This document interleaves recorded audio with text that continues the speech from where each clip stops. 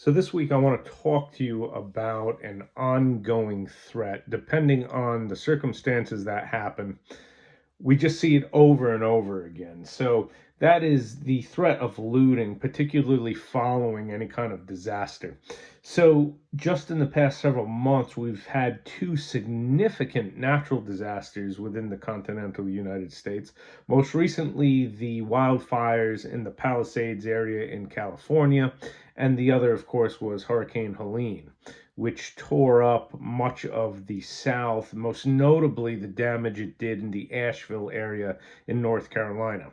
Now, following these disasters, there has been a significant outbreak of looting. And there's some things you really have to consider when it comes to the possibility of looting following any kind of disaster.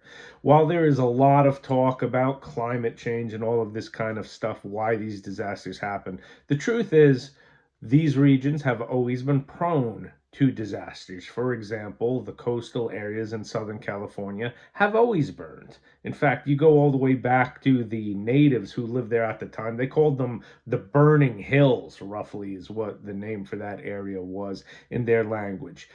Similarly, even inland North Carolina, well, it's been a long time.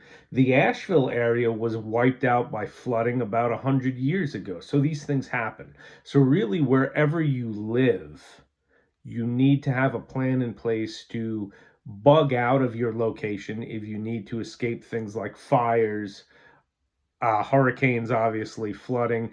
And you also need to have a plan in place to deal with the looting in the aftermath, certainly if you're still there. So, just some things to think about. Reports coming out of California, again, the Palisades area that's near Los Angeles. Dozens of looters have been arrested for preying on houses in the LA fire evacuation zone. Now, here's something to bear in mind: numerous reports of these looters impersonating first responders. There's a report from KTLA 5 channel that a couple from Oregon, get this, bought a fake fire truck and drove to the Palisades to loot places. Also, another report: a man dressed in fire gear was detained by police for looting. So, one thing you want to bear in mind is just because somebody is wearing a uniform does not mean that they are a sanctioned state authority. You want to be very skeptical of anyone who's approaching your residence or your property claiming to be fire department, police, etc. Um, as far as North Carolina is concerned, authorities warn residents of Mecklenburg County, that is the county that surrounds Charlotte, North Carolina, to beware of looting after the Hurricane Helene. Three men arrested for looting businesses in Asheville, North Carolina, right? So Asheville was hit really hard, and there's many, many, many reports from residents of looting going on. So, with all of that said, this is only within the past few months. Every time we've had a natural disaster of any kind of magnitude in this country, the looting that follows is a serious problem and can cause significant violence and threat to human life. So, I've got 5 points I want you to think about when it comes to dealing with this issue. One, you need to be armed. If evacuating, be carrying a gun. If you are still at home following a disaster, be wearing a handgun and have a rifle quickly accessible nearby. That should be a no-brainer, right? You need to be armed to deal with any kind of human violence. And in the wake of natural disasters, we always face the threat of looting and bad actors taking advantage of the situation. Two, be critical of supposed authorities in uniform. Okay, so if people come up to your residence claiming to be law enforcement or claiming to be fire department, etc., scope out the uniforms that they're actually wearing. Usually there's always some kind of mistake and it looks fake. Okay. The other thing I would suggest is call the emergency line and ask to verify. Ask for badge numbers. Do not let people in.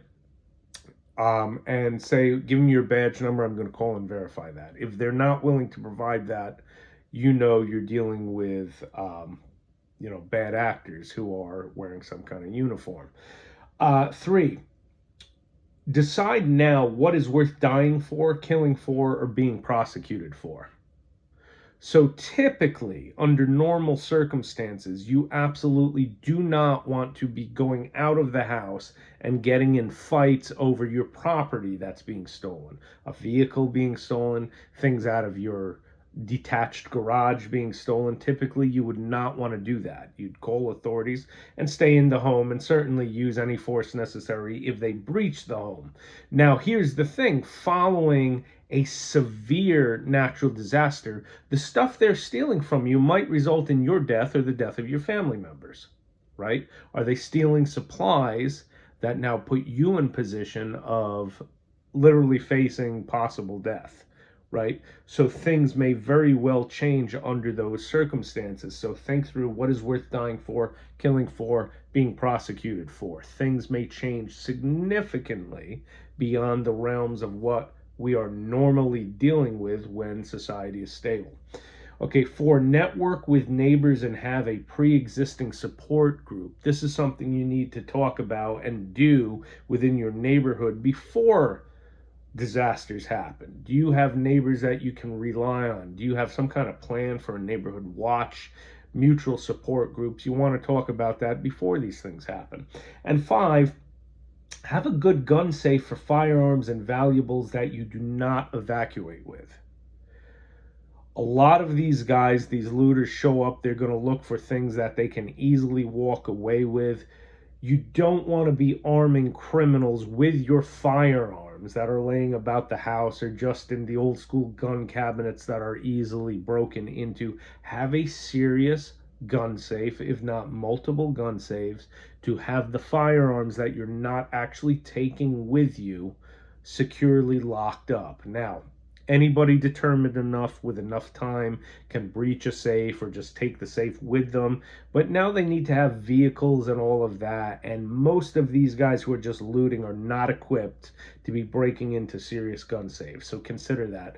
Your firearms and other valuables, jewelry, cash that you don't bring with you. Obviously, you should be taking that kind of stuff with you. Important papers take with you, but anything that is significantly valuable or any weaponry needs to be locked in a serious safe if you need to evacuate the house. So there's 5 things to consider about this, not only recent, but continually ongoing threat of looting following any kind of natural or man-made disaster.